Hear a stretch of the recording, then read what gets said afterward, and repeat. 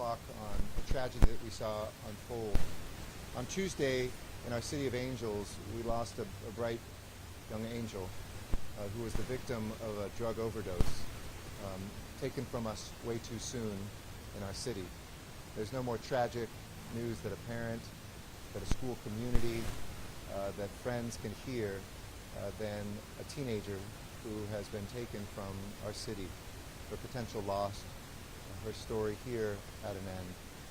And she, as well as 3 other young students who were hospitalized, were harmed by fentanyl, a threat that is not new but growing every single day. Cheaply made, incredibly dangerous, a deadly growing threat to our kids and to our communities, peddled by predators who are distributing death.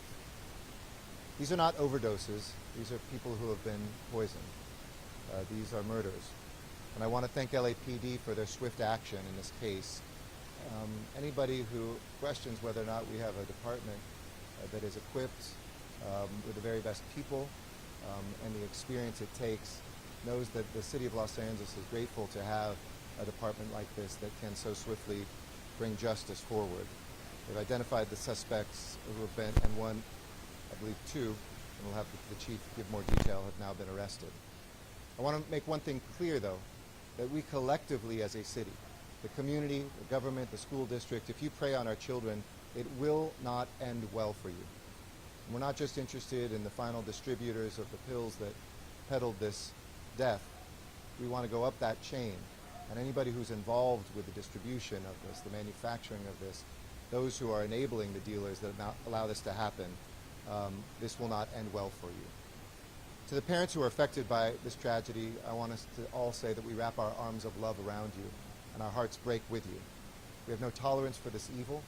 We will be relentless not only in taking down predators, but also lifting up our young people. I want to thank the council member, the superintendent, the LAUSD staff, and the work we've already done to make sure that there are safe places for our children to be, especially working class families when 2 parents work or only parent works. And the parents who are seeing these tragic deaths unfold, please take time to talk to your kids about the risks of taking illegal drugs, and especially of how deadly fentanyl can be. The very first time somebody takes this can be the very last day that they live on the face of the earth. I know these conversations can be hard and scary. For some of us it might seem like this is decades old, these conversations, but they are more necessary now than they have been in recent memory. And for this generation, they live in an extremely dangerous time. One pill can kill. Assume that non-prescribed and legal substances contain fentanyl, and tell your children that. If you can't tell if drugs contain fentanyl by look, taste, smell, or touch, that is what makes them so dangerous. You cannot see that. And a dealer may be a friend or a so-called friend or classmate. They might not even know what substance they are providing to you. Overdoses are now the leading cause of preventable death among people aged 18 to 45, ahead of suicide, ahead of traffic accidents, ahead of gun violence. So the best way to combat this is through awareness and education, compassion and open communication, even as we bring justice to bear in this and other cases. And if your child is feeling stressed, anxious, or depressed, you can find mental health support through your health provider or our LA County Department of Mental Health, where there are resources specifically for our youth. Today our community grieves the loss of a precious young life, and we will not rest until justice is brought. I will come back and say Spanish, but let me now turn over to our Chief, Michael Moore, to say a few words. Mayor Garcetti, thank you very much, and thank you for being here today. Superintendent, thank you as well. I want to thank Councilmember O'Farrell, as well as the Special Agent in charge of the Drug Enforcement Agency, that is Mr. William Bodner, who's behind me, as well as the men and women to my left. These are the command officers that oversee the units that have sprang into action regarding the immediate discovery of these 2 young victims and in the pursuit of identifying who the purveyors of these deadly narcotics were. And yet we're not done, and so their work continues. On Tuesday, September 13th, these 2 victims purchased what they believed to be Percocet from subject number 1. We're not identifying any of these juveniles based on their age. Subject number 1 is 15 years of age. He's a male.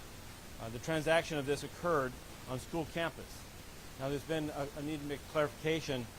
Both of the subjects that are now in custody, subject 1 and the person I'll later identify as subject 2, are students at Apex, which is an independent charter school that's co-located at the Bernstein High School. So the early reports of them being actual students at Bernstein, there's a distinction here in regards to the charter school versus the LA Unified School District High School, which is adjacent to it. Both these victims, after they received the pill, went to a woman's bathroom where they crushed it, and we believe they snorted the powder as an effort to get the influence of the drug. Victim 2 later woke and found victim 1 unresponsive. She walked outside where she found her father, who was looking for her.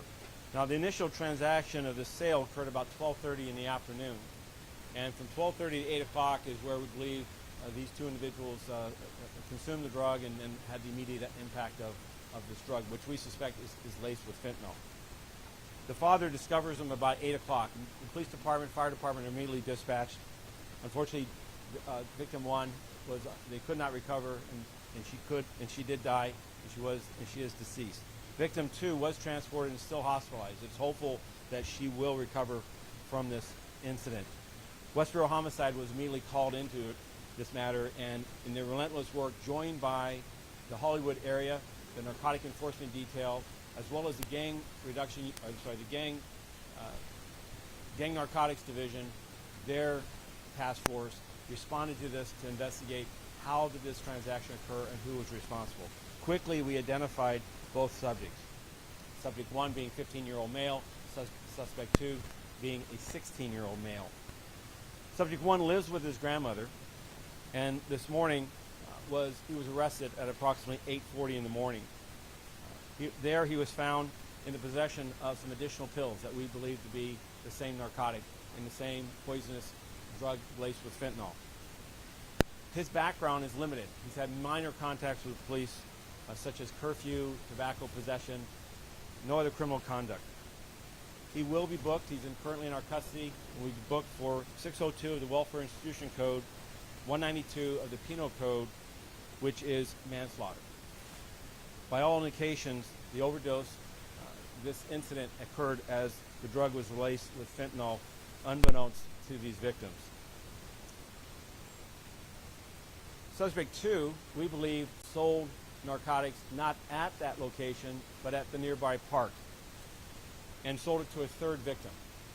He is also in custody and will be charged with the sale of narcotics, and the effort will be to detain him as well. He is a close associate of subject 1. Our investigation has not stopped here. We still have the forensics to work with the narcotics that are taken into custody to verify what we suspect is that this is a fentanyl-laced pills. It's common practice today in the illicit pill market to use fentanyl to spike or to enhance the drug. Typically and frequently, these result in overdoses because of the overabundance of fentanyl and the powerful nature of it. Our work does not stop because these two individuals, 15 and 16 years of age, are simply transferring and soldiering, if you will, this distribution. There is a drug organization behind this. And I'm thankful that with the DA's assistance and our HIDTA task force, in support by our Narcotic Enforcement Detail, that we will identify who are supplying these drugs to these two individuals. And I look forward to pursuing an aggressive prosecution for them, because this is the trail of this does not end here. I'm also encouraged by the work, the fast work, the expediency of the Drug Administration the DEA coming to the assistance of LA Unified to increase the awareness for students and faculty alike about the dangers of consuming these illicit drugs. That these are, it's a Russian roulette, except the weapon may have one empty chamber and the rest of it are likely things that could kill you.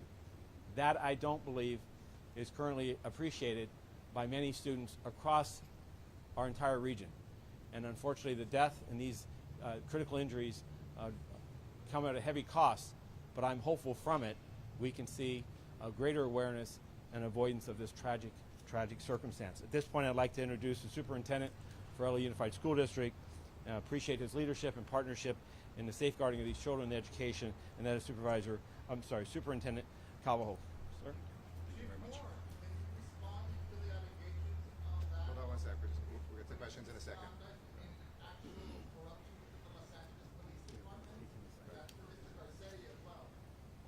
We'll answer questions at the end, sir. Thank you very much, Chief Moore. Mr. Mayor, I want to begin by thanking you for your efforts, Chief Moore and Chief Zipperman, for the high level of collaboration, the sense of urgency that this case not only deserved and merited, but the actions that were so quickly taken to pursue the leads that were available and identify the individuals that brought about so much destruction to families in our community. One child lost is one child too many. And as I conveyed to a number of you yesterday, since I arrived here, I made a commitment of writing condolences letters to employees who would pass away and children, students in our system. And my right hand is tired of putting black ink on white paper, signing those condolence letters. This one was a very heartbreaking one. I had a chance of speaking with the family, with the mother of the beautiful child, 15-year-old child, who lost her life. I had a chance of speaking with about a dozen parents at Bernstein High School. And subsequently, through the efforts of our local district superintendent, Dr. Brown, we've had a chance of speaking with students, both at Hollywood High as well as Bernstein High. And here's what we've learned. Number one, this is irreparable harm to our community. Every time a child dies, particularly as a result of a heinous, murderous act,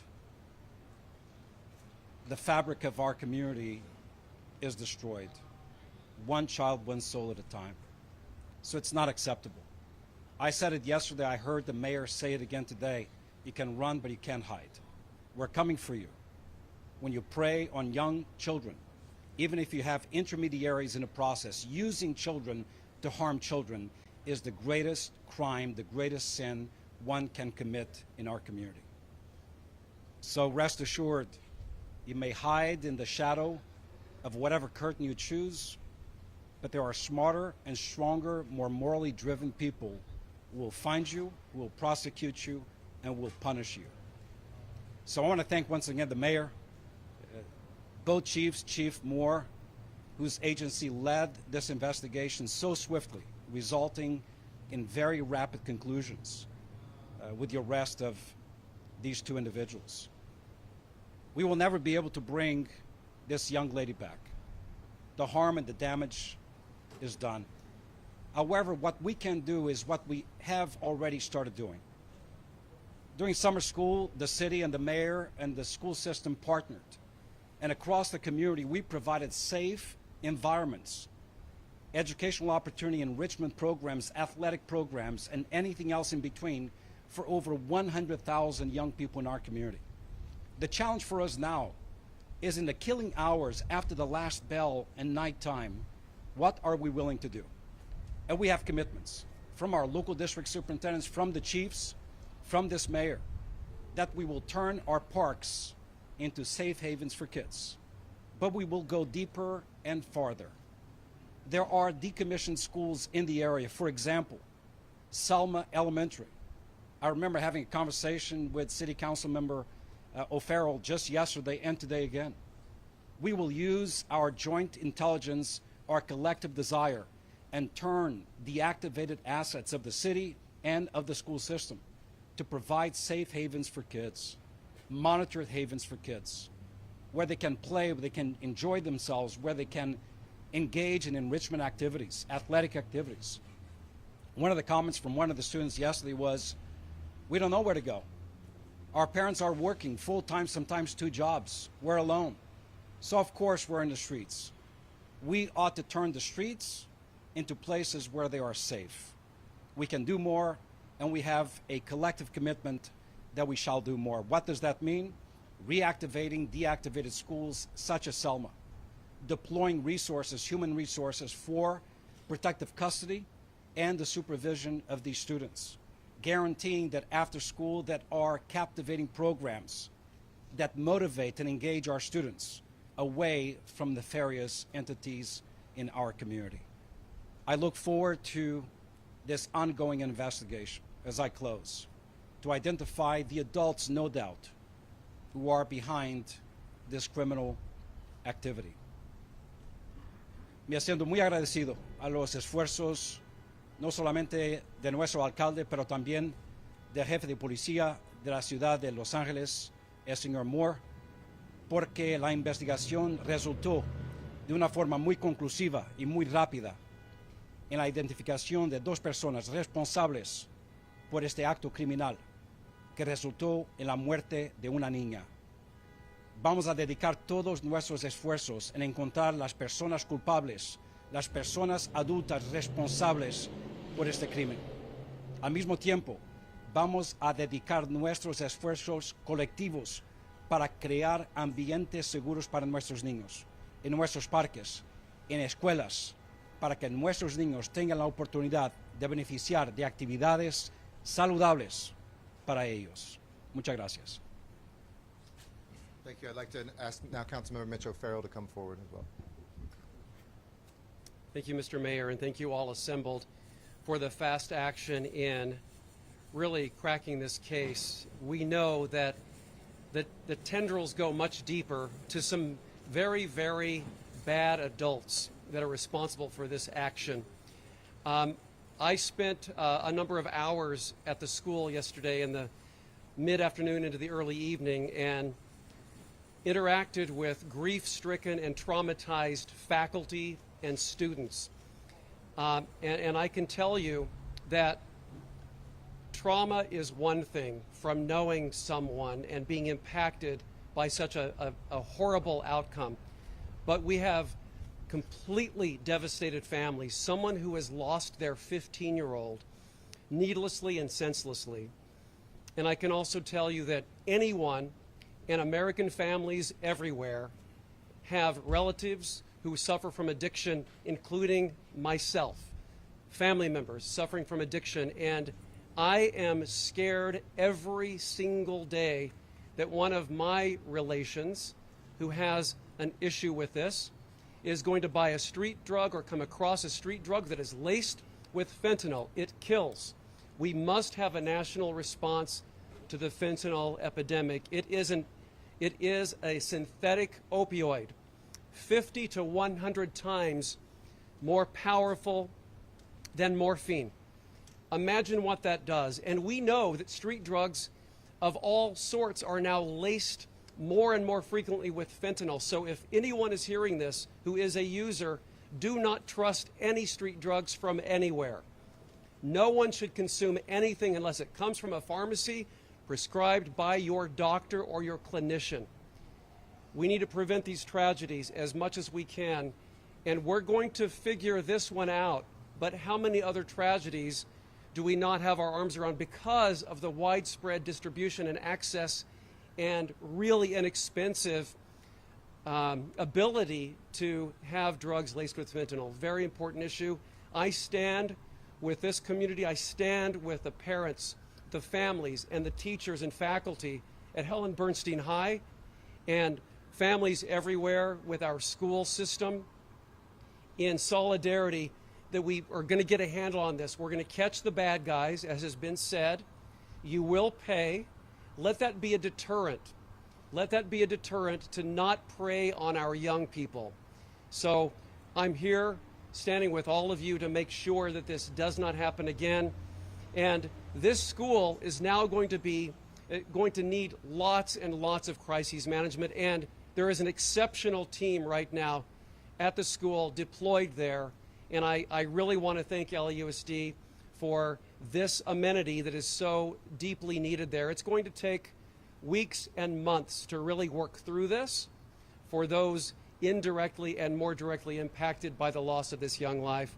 I thank you all for being here to raise greater awareness of this as a national issue that is affecting localities across the United States, not just urban core Los Angeles.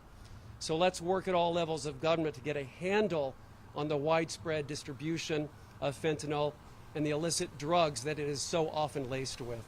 Thank you. Thank you. And just briefly, hemos arrestado dos sospechosos en la tragedia de esta semana con la muerte de una estudiante de Helen Bernstein High School en Hollywood. Este tipo de tragedia es inaceptable. Y estamos aquí para dejarles saber que quienes cometan este tipo de crimen, así nuestros niños sufrían todo el peso de la ley. Para los padres mi corazón se rompe con ustedes y mi más sentido pésame. So with that, happy to have the chief or anybody else answer any questions you have. Again, there's only so much we can share about this, but we will share whatever we can. Chief, you or one of the commanders, Deputy Chief, how did you manage to roll on this thing so fast? You identified 2 suspects in a little more than 36 hours. Well, we're fortunate that one of the victims, we lost one that we couldn't obviously learn anything from, but we could learn from the others. So victims helping us understand who they purchased the narcotics from. So you say there's 2. Can you break it down again with the 2 arrests? You say that one sold pills to the girls and then one sold pills to somebody else. Yeah, Can you break the that down? subject 1, who's 15 years of age, sold at least one pill to the 2 young girls. The second subject, who's in our custody, who will be booked for sales of narcotics, sold the same type of pill to a third victim. And so far, we have a number of victims that have overdosed on these pill sets. We believe, again, our forensics lab is still working on the pills to determine and verify fentanyl, but given the nature of the overdose and the physical symptoms of what occurred, we believe it to be fentanyl laced, and we know in our seizures of millions of pills on a regular basis that these pill mills regularly use fentanyl as a means of spiking or lacing the drug. I have here today with me, as I referenced earlier, the special agent in charge of the Drug Enforcement Agency for Los Angeles, and he would tell you that, Mr. Bodner, that this is the number one target. It's the number one threat in America today in regards to narcotic trafficking.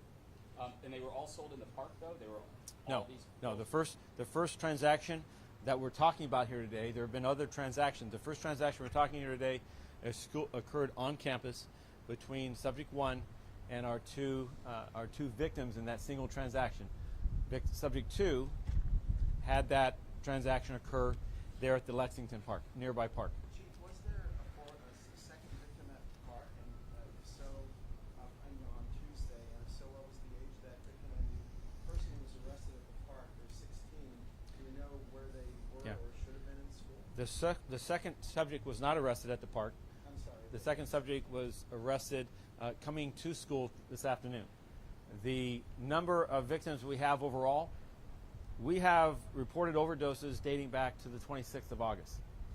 Overdoses occur, drug overdoses, every day in this city, and many times both with young people as well as others.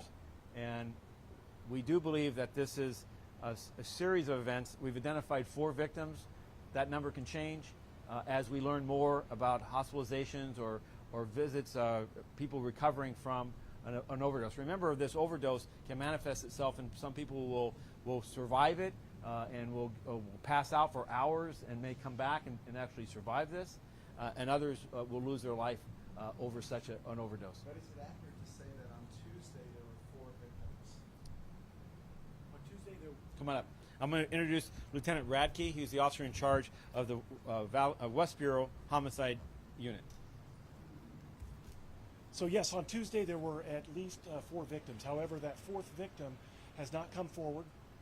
They were fire department responded out there. They were at the park, and we were told that they were given Narcan by an unknown person, and survived, and therefore did not come to the police. So Narcan, as you know, is a very good drug to help stop people from dying from fentanyl. Everyone should have it in areas where we're suffering from a large amount of people with problems with this drug. So many officers carry Narcan. The paramedics have Narcan, and it's administered on a daily basis within the city of Los Angeles. LT, if you would,